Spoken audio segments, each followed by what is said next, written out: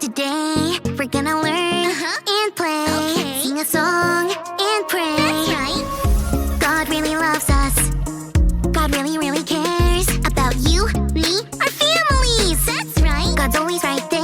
Woo! Let me fix my curls. You've tuned into Callie's world. That's right, boys and girls. Welcome to Callie's world. Hello, friends. It's your pal, Professor Callie. Welcome to my time lab. It's actually my room, but it looks a little labby, doesn't it? I just called my friend, Crystal. She's coming over to go on a time travel adventure of a lifetime. Hey, Callie! Whoa, still working on a time machine? Yep, this will be the coolest time machine of ever. Cool. What's all this stuff all over it? It looks like play blocks and rubber bands. This is all very important science, time traveling labby stuff. Okay, it's blocks and rubber bands, but that is just the thing that is gonna blast us into the past or the future. Okay, cool. Well, how does it work? Elementary, my friend. That means easy. First, we get inside, then we rev up the time machine thingamajigameter to 185 gigawatts. What's a gigawatt? Oh, my dear friend Crystal, please.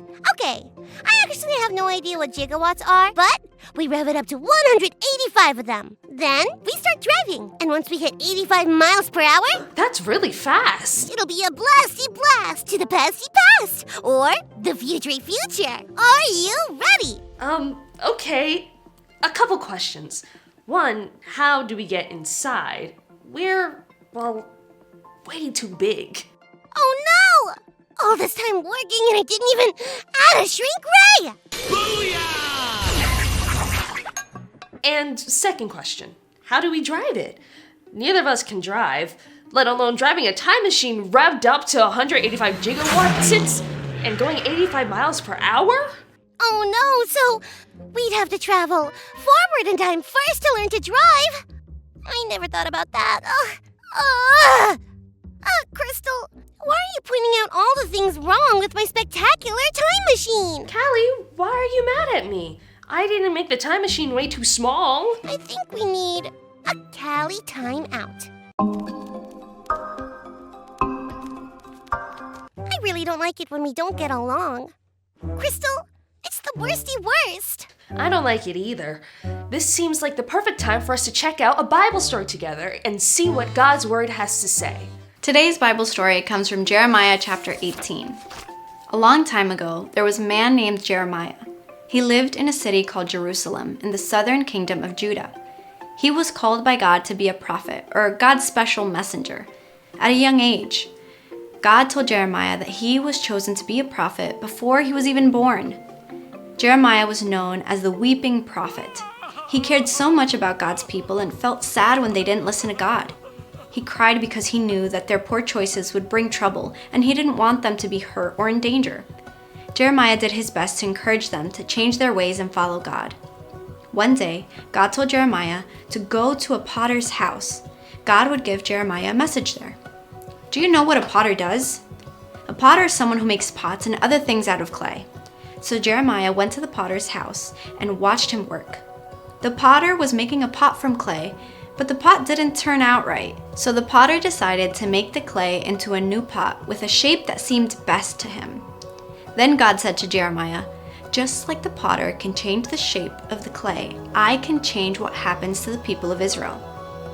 God said, "A kingdom that does things to hurt me and hurt others will be destroyed. But if the people of that kingdom choose to do what is right, then I will forgive them and make sure they are saved." God also said that even though good things were planned for a kingdom, if the people of that kingdom turned from God and filled their hearts with sin, then those good plans could be taken away. Jeremiah told the people what he saw and what God said.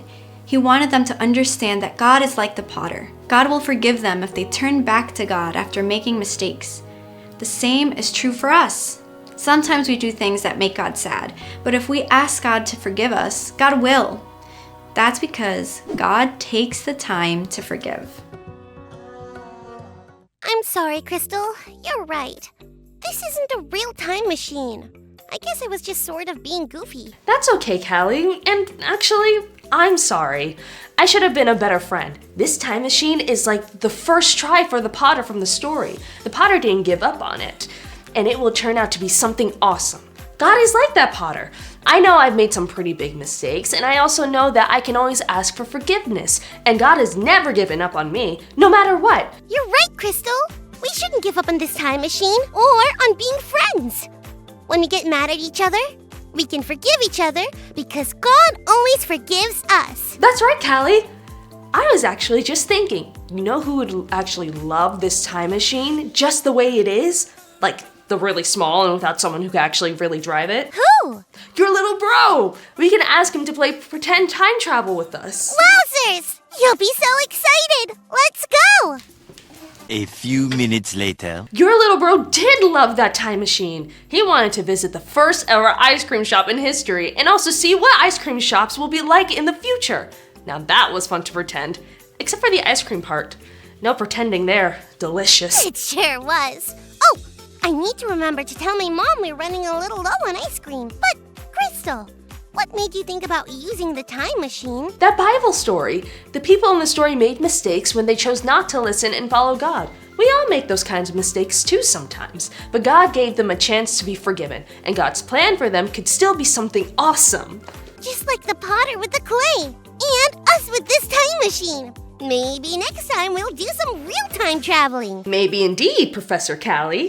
Travel through time and space and see God's love for you and me.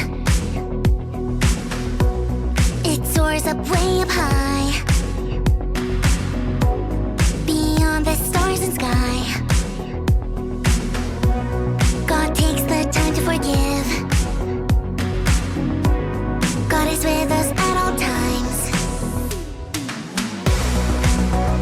God's love is timeless, timeless. Friends, it's been fun hanging out in my time lab with you. We all make mistakes sometimes. The next time you're not getting along with a friend, or you make a time machine too small for even a mouse to fit in, or some other situation where you need to be forgiven or share forgiveness, remember, God takes the time to forgive. And God never gives up on us, past, present, or future. Thanks for learning and growing with us. Peace out.